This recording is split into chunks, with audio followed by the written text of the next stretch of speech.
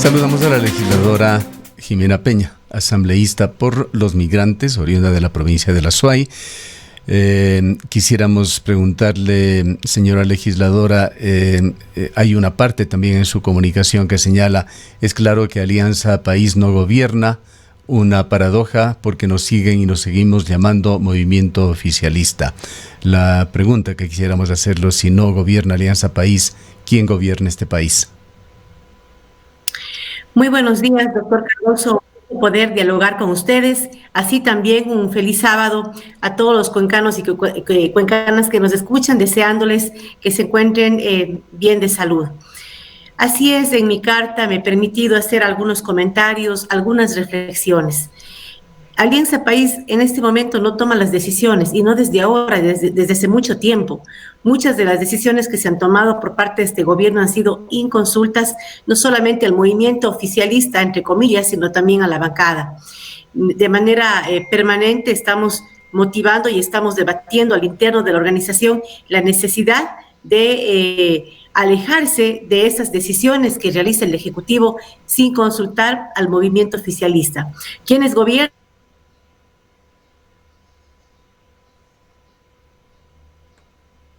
El señor Cuesta, que lastimosamente vemos cómo ha envuelto a este gobierno en un penoso escándalo de corrupción, y vemos todavía cómo hay algunos sectores económicos que en efecto han estado siendo parte directa de la toma de decisiones, mientras que el movimiento que ganó las elecciones, la bancada oficialista, no ha sido parte de las mismas.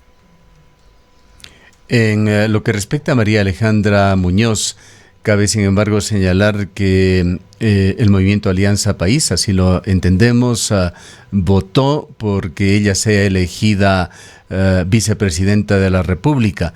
María Alejandra Muñoz, de acuerdo a los datos que hemos conocido, no le conocemos mucho realmente, es un personaje prácticamente nuevo a pesar de sus funciones que cumplía en aduanas ecuatorianas, pero ella, entendemos, está ligada también a ruptura de los 25.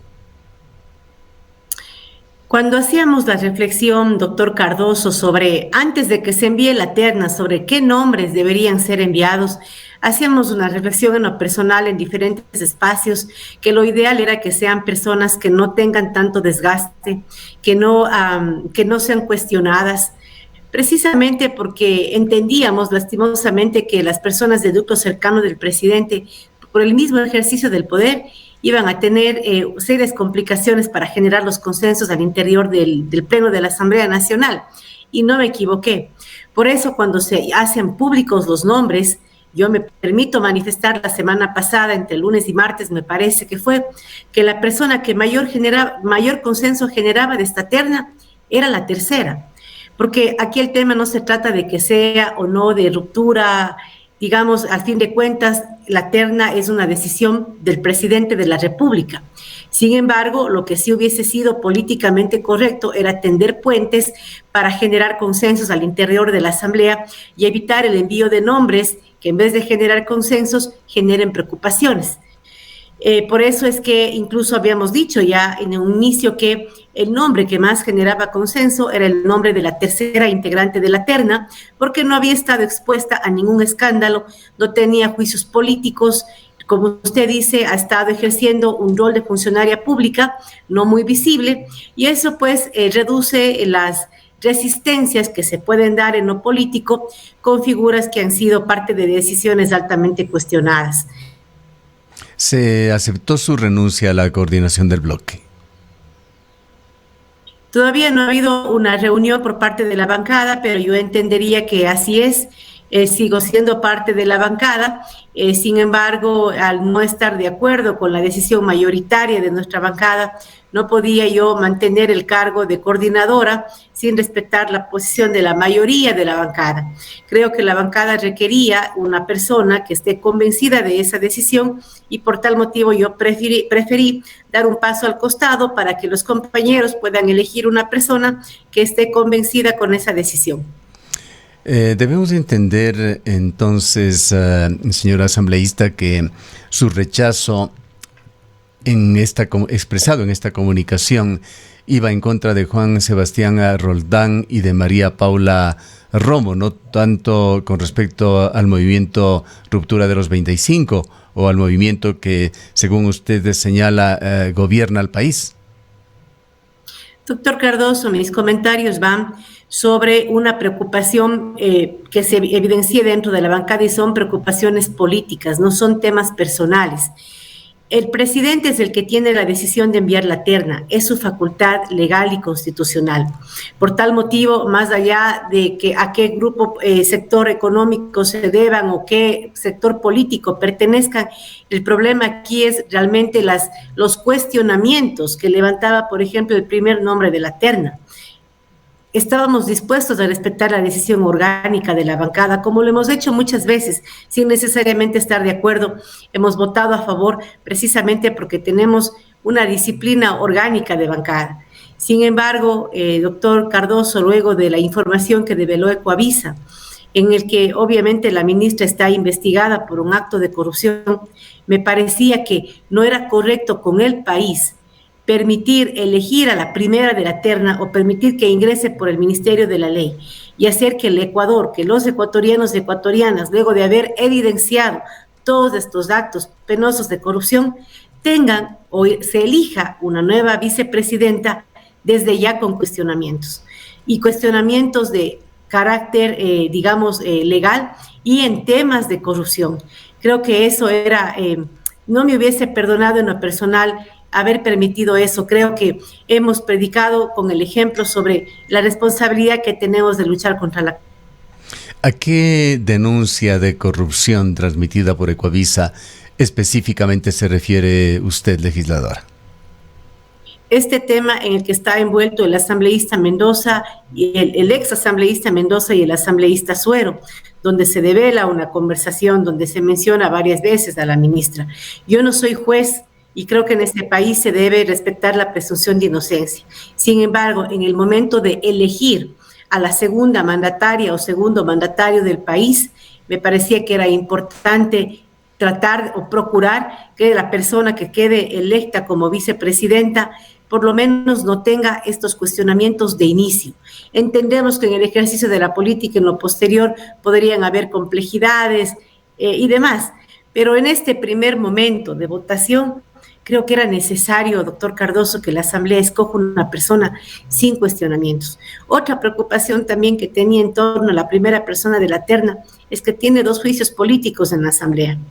¿Cómo entonces nosotros justificamos que no la fiscalizamos habiendo 2 juicios políticos presentados y le elegimos vicepresidenta? ¿Cómo quedamos ante la ciudadanía? Esos son elementos de carácter político y éticos, doctor Cardoso, que impidieron que yo lastimosamente pueda mantenerme como coordinadora de la bancada y votar como se acordó, a favor de la primera de la terna y abstenerse en los otros nombres con el fin de que la primera entre por el Ministerio de la Ley.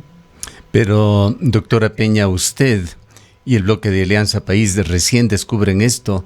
Recién saben que la elección de César Litardo se hizo con una negociación política, entre comillas, si es que cabe, y que allí se generó también este tema tan cuestionado y que salió a la luz de forma circunstancial por la pandemia, el de la entrega del manejo de este sector tan sensible, tan delicado, el sector de la salud. Doctor Cardoso, la información que usted acaba de mencionar la desconozco. En el reportaje que dieron en Ecuavisa no mencionan nada sobre la presidencia del presidente Litardo. Entiendo que se mencionan varios nombres. No tengo certeza que esa mención sea específicamente al presidente de la Asamblea Nacional y como coordinadora de la bancada oficialista en ese momento le puedo decir que los diálogos políticos que en lo personal generé fueron diálogos relacionados a una propuesta, a la necesidad de mantener el orden democrático y garantizar una asamblea que sea crítica, pero tampoco opositora, porque estoy convencida que el país requiere no enemigos, requiere acuerdos pensados en la estabilidad política del Ecuador, acuerdos pensados en ayudar a los sectores menos privilegiados. Cualquier otro diálogo, en cualquier otro sentido, que a lo mejor pudo darse, o que usted está mencionando, se hicieron a espaldas de la bancada oficialista, Yo como coordinadora nunca supe realmente de estos diálogos que según usted pudieron haberse dado, aunque quiero dejar claro que en lo que yo menciono, en la información al menos que se ha develado públicamente y a la que tuve acceso como lo tuvieron todos los ecuatorianos, no se habla de lo que usted acaba de precisar. ¿Qué piensa usted sobre el manejo de los hospitales? Tema que está siendo investigado incluso en la institución a la cual usted se pertenece, en la Asamblea Nacional. Mire, nosotros hemos sido críticos al manejo de los hospitales, incluso al manejo económico. Recordará usted que cuando comenzó la pandemia, la Asamblea Nacional tuvo un pronunciamiento público priorizándole o diciéndole al ministro de Economía que no pague la deuda, sino que destine esos recursos para atender la emergencia sanitaria. Realmente el manejo de los hospitales del sector de salud en el ámbito de la pandemia es realmente bastante pobre. Todavía estamos en diferentes comparecencias del ministro y hemos pedido que el nuevo ministro de Salud también comparezca a la Asamblea Nacional para que pueda explicar algunos temas sobre el manejo. En relación al supuesto escándalo de corrupción que se devela también en medios de comunicación, obviamente cualquier negociación que se pudo haber dado en ese sentido, de ser verdad, es absolutamente reprochable, doctor Cardoso. Y quisiera también hacer un llamado a la ciudadanía, porque si bien se están investigando y nosotros hemos pedido públicamente que esa investigación se haga de manera ágil, que se demuestren los culpables y que por supuesto reciban todo el peso de la ley. Pero también hemos rechazado aquellos actos en los que se quiere generalizar a través de pasquines sin ninguna autoría, que se difunden incluso por ciertos medios de comunicación, dando por hecho que esta información es real. Yo quiero rechazar contundentemente esos pasquines que lo único que buscan es dañar la institucionalidad. Si hay personas, si hay legisladores que tienen cuentas con la justicia, que las enfrenten y que la justicia actúe con todo el peso de la ley, porque nadie más allá del cargo puede estar por encima de la ley. Pero sí pedimos que se hagan estas investigaciones de manera ágil y pedimos también a la ciudadanía que antes de dar credibilidad a un pasquín, por favor, se informen por medios oficiales. Dentro de todo esto, doctora Peña, ¿cómo queda el presidente de la República? Entendíamos que él es la cabeza principal de Alianza País. Él es, además, el jefe de Estado. Pero usted señala que Alianza País no gobierna. ¿Qué es? ¿Quién es Lenín Moreno? El presidente Moreno sigue siendo presidente del movimiento, pero también no ha tenido ningún rol, no participa de las direcciones nacionales. Hemos dialogado alguna vez, unas pocas veces con el presidente y le hemos hecho llegar a él personalmente estas preocupaciones. En su momento le pedimos que el secretario de la organización política, el presidente de la Asamblea, puedan ser parte de la mesa chica, que es el espacio donde entendemos se toman decisiones. Se comprometió, pero no lo hizo. Es decir, nosotros nos hemos agotado ya de dialogar a través de los canales internos y pedirle al presidente que por favor cambie su actitud con la organización política que le ayudó a llegar al poder. Y lamentablemente, tengo que decirlo con tristeza, sabemos que no ha sido así. Creo que en este momento ya es fundamental que nuestro movimiento tome una posición también y se defina. Quiere seguir siendo un movimiento oficialista sin ser parte de ninguna decisión, acogiendo todos los golpes políticos que las decisiones que se están tomando significan para la ciudadanía, mientras que hay otros sectores políticos que también han sido parte, que han estado ahí cercanos, incluso en algunos temas, teniendo un rol de liderazgo, y todavía se escudan diciendo que no ha sido así. Por ejemplo, la bancada de Creo. La bancada de Creo tuvo un rol importante en la aprobación de la última ley de finanzas públicas. Ellos prácticamente lideraron la ley. Nosotros en esa comisión lastimosamente teníamos minoría. En el veto que se envió, por ejemplo, no se tomaron en cuenta nuestras observaciones, pese a ser la bancada oficialista y la bancada mayoritaria.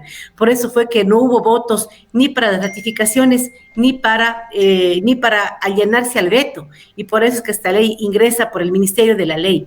Es decir, el sector de Creo ha estado muy cercanamente conectado con el manejo económico desde el Ministerio de Finanzas y ha trabajado directamente con el ministro Martínez. Aunque quieran decir que no son parte, han sido parte de ciertas decisiones en las que nosotros como movimiento y como bancada no hemos podido tener mayor rol al estar en minoría. Yo quiero decirle a usted, doctor Gustavo Cardoso, que el rol de la bancada oficialista Alianza País ha sido un rol de equilibrio, porque al estar el gobierno cercano a sectores de derecha, muchas de las propuestas han sido totalmente alejadas a lo que nosotros hemos creído. Pero nuestro rol desde adentro ha sido buscar esos equilibrios, hacer cambios a las leyes. La ley humanitaria tuvo un 90% de modificaciones en la Asamblea Nacional y así en las diversas leyes hemos podido, a través del debate, a través de la lucha interna de los consensos, equilibrar esas normas. Ese ha sido el rol de nuestra bancada y también de respetar el orden democrático. Más allá que no hayamos estado de acuerdo con algunas decisiones, hemos comprendido que el país no necesitaba una crisis económica. El país lo que requería era más diálogo, más consenso. Persisten dudas en cuanto a entender cuál es el sentido de su posición expresada en esta carta, doctora Peña, con respecto a Lenín Moreno. Dos opciones que vemos de la interpretación: o Lenín Moreno es un elemento decorativo en el gobierno, o Lenín Moreno es un personaje político que se desmembró de Alianza País y gobierna con otros movimientos como Ruptura o como el movimiento Creo. Así es, el presidente Moreno, pese a ser el presidente, no participa y realmente pues está alejado de la organización. Esa es una realidad. En relación al gobierno, no digo que no gobierne, probablemente tome las decisiones, pero muchas de las decisiones que toman los gobernantes probablemente son en relación a cuáles son las asesorías que reciben, a cuáles son los sectores a los que se encuentra cercano. Insisto, al menos con la bancada oficialista no se han tomado esas decisiones y tampoco al tener un rol activo dentro del movimiento, el movimiento tampoco ha sido consultado. Por tal motivo, probablemente el presidente de la República tome las decisiones, pero esas decisiones probablemente se nutren de una asesoría diferente a la asesoría de su bancada y a la asesoría de su movimiento político. Usted ha mencionado a Santiago Cuesta Caputi. Él fue consejero de Lenín Moreno. Se le pidió su renuncia públicamente por una de las declaraciones de Cuesta Caputi que salió, paradójicamente también relacionado con el sector de la salud. ¿Quién es Santiago Cuesta Caputi? ¿Qué es lo que está haciendo con el gobierno? ¿Qué relación tiene con Lenín Moreno? Mire, yo no le conozco a profundidad al señor Cuesta. Lo único que le puedo decir es que él en una entrevista pública puso como gran logro del gobierno haber destruido a Alianza País. Eso fue un comentario del consejero del presidente en una entrevista pública. Yo no le conozco, ahora estoy conociendo la información de acuerdo a lo que dan los medios de comunicación. Y es precisamente aquello. El presidente se rodeó de personas que no eran parte del movimiento Alianza País, que no tenían esas causas sociales, políticas con las que nosotros hemos luchado y por las que hemos defendido. El presidente en algún momento, mal asesorado, decide aislarse de su movimiento, aislarse de su bancada y toma decisiones con otros sectores.